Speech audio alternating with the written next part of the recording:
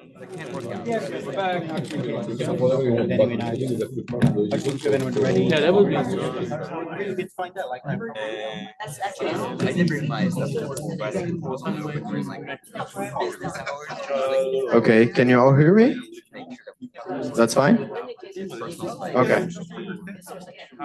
All right, about to stop. You just go to step Okay. I guess everybody can see that. This is a very fast talk, but it's more to present the new release schedule and ask for questions. It's a bit late to change things, to be honest, but that's the idea.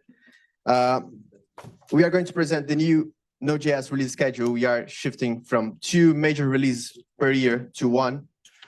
And the fun fact is that this will match with the year. Okay, the old way is very simple. We have odd release, we have even release, we have Node.js 19, we have 21. No one used that in production, hopefully. They are non-LTS, that's expected. We created that to make our development faster because we can ship major release 6 months every year, and that's okay. However, as mentioned by James in one of the threads, this release module was created long time ago, and it worked very well during those years. But now we are facing some challenges that I'm going to share here, and that's why we decided to change. So yeah, the first problem is the happiness cycle. Major release requires someone to work on that. I've been handling this major release for, I don't know, since Node.js 19, I guess. And it's painful. It's like demand a lot of my time. And it's hard when you have the release ready and someone asks, oh, can you pull this? This is bad. And we need to have we need to do that every 6 months. So it's too fast. And the bad thing also is whenever we, let me disable that.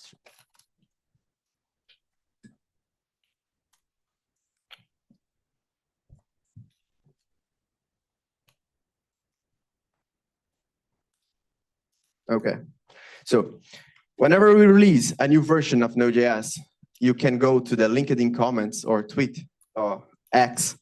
You see the comment, oh, I'm still using Node.js 12. Why you are in 25, you know? And this is bad. We also have some documents sharing the amount of downloads per year. It's also available on Nodeland, if I'm not wrong.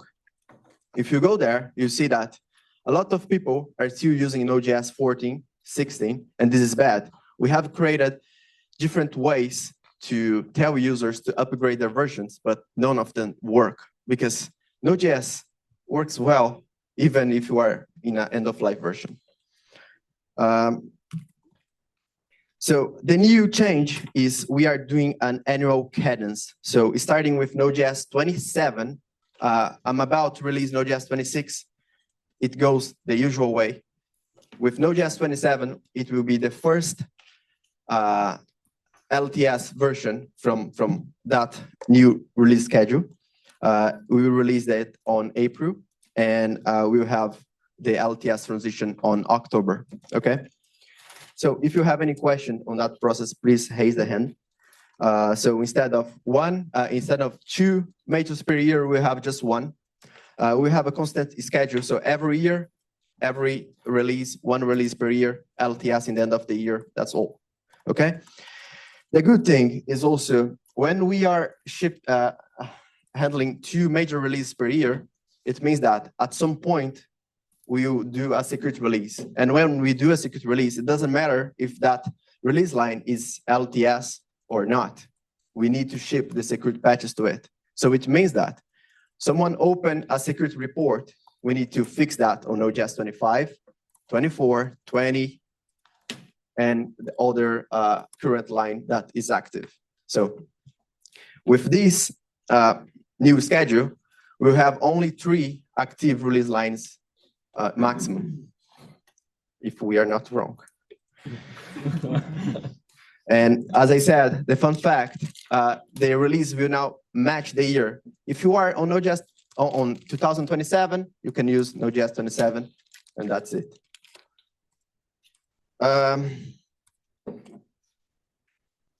The idea of this talk is more to share this new release strategy. We wrote a blog post about that. It's already published a few months ago, or one. And if you have any questions about naming, we have an ongoing discussion about the phase of the release, because once we ship the alpha version, which starts on April, we can land some several major pull requests on it. Let me see if I can share that. Okay, let me explain that better.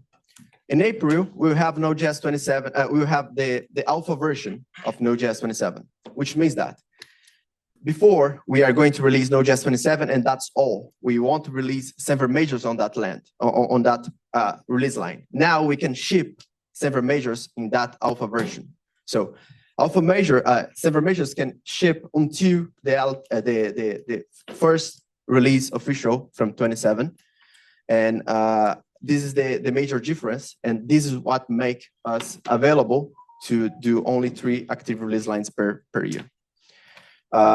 Also want to say thanks to the whole release team, especially to Antoine that helped to create this new cadence. It was a long discussion. We initially opened the issue with more than 200 comments. At some point, I gave up, and I guess that's the whole thing. If you have any question, that's your time to ask. Otherwise, that's what I have for today. I don't have a lot. It's just to announce this new release strategy and the retirement of the old model, which was good. Rest in peace. That's it. Any question? The LTS code names, has that been looked at? We're keeping that. We have names for LTS until 30, right? Yeah, something like that. Yeah. No one's proposed not keep carrying that on, but we're going to run out eventually. Yeah, we are going to run out eventually. I think we're up to.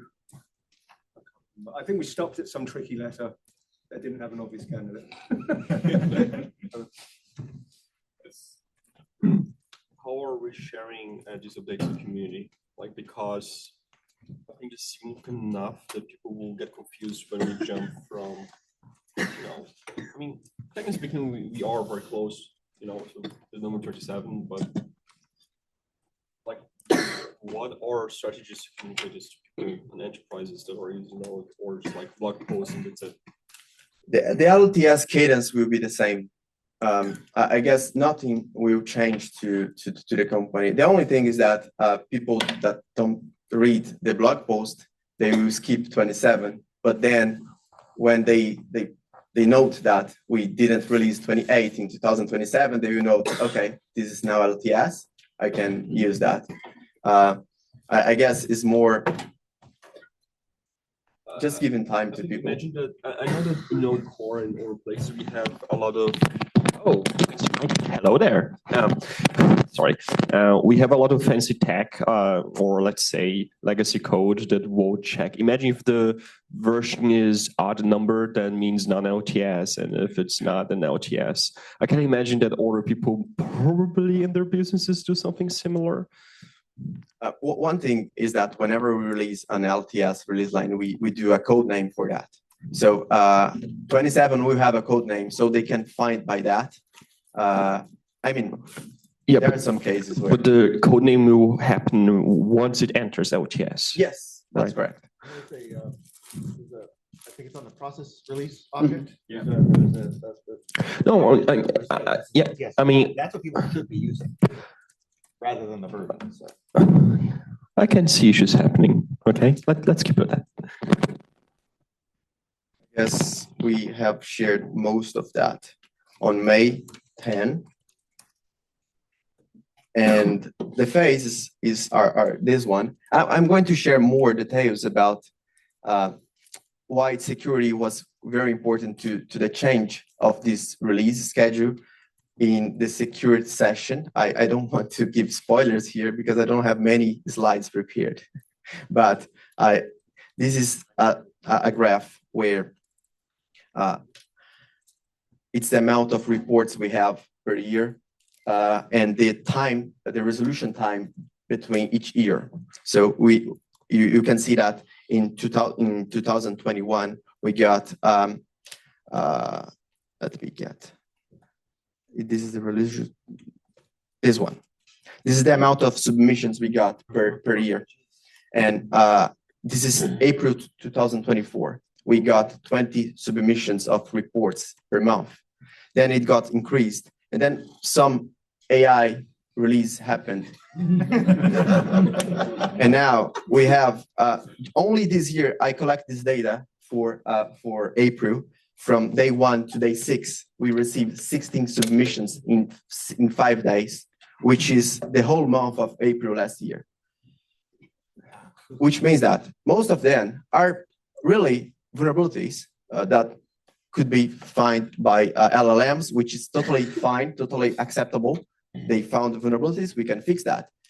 But when we fix that, we need to leverage all the release, active release lines in consideration. So nowadays we have 4, which means 4 release. When we shift this to this new release cadence, we have 3 maximum, which is way better for us handling security patches. So I won't share more because I want to give it to the next presentation.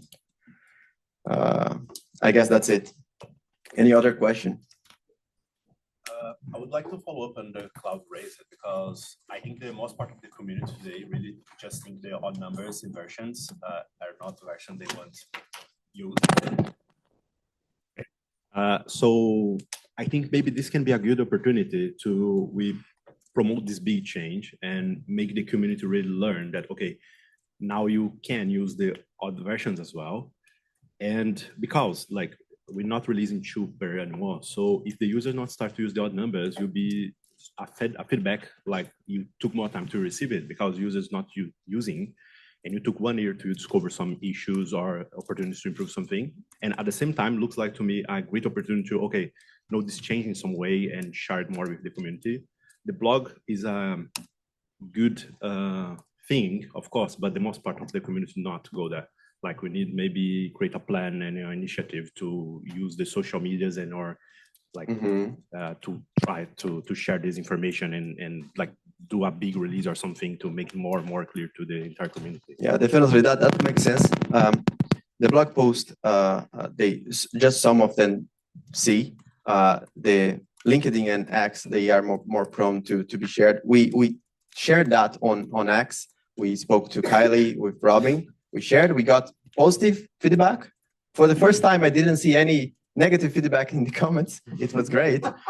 But we need to share it more often when the time, like right after releasing Node.js 26, and we are preparing for 27 transition, we can start creating more content about that on social media. I don't know if you can do something more bigger on the runtime itself, but I guess this is out of plan at this point. But yeah, definitely sharing more is better. Okay, that's it. Hopefully you don't have more questions. I have another question. Hello, can you hear me?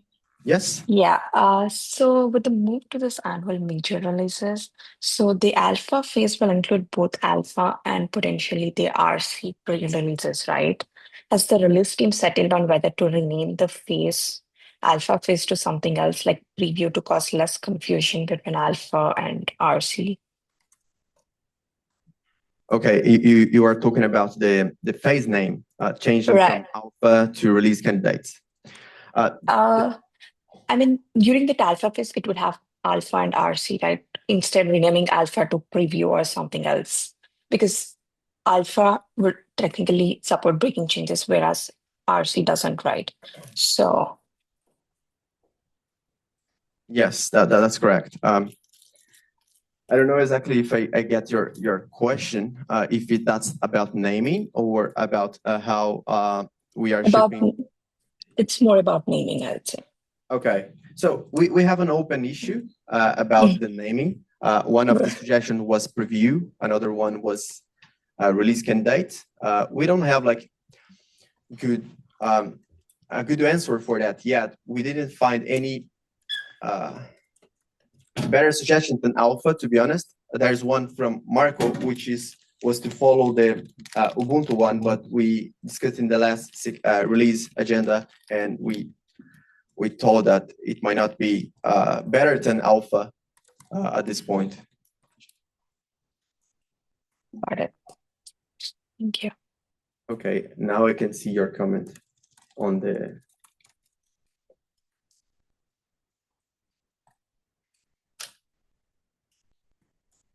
Oh yes, that's exactly the issue I was mentioning. We have discussed about that in the last release session, and we don't have a preference, to be honest. If people were fine with preview or another name, it's good.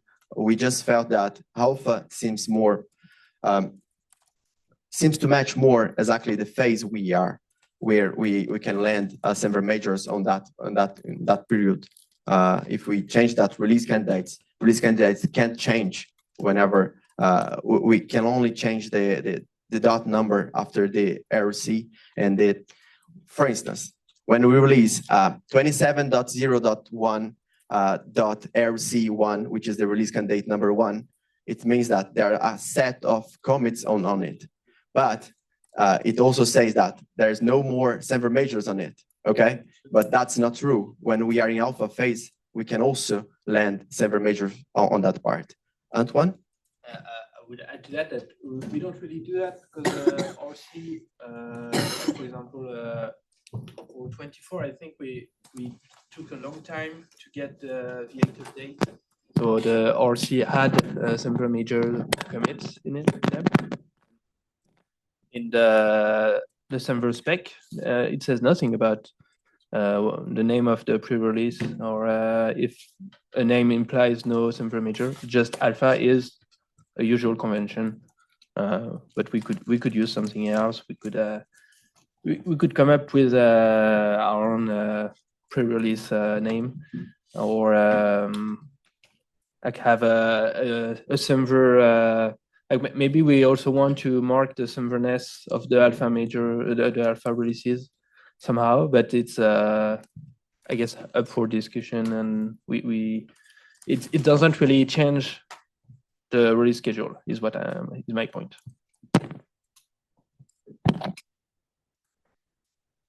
Okay. Any other question? Yeah. We can continue on Slack if we have more questions.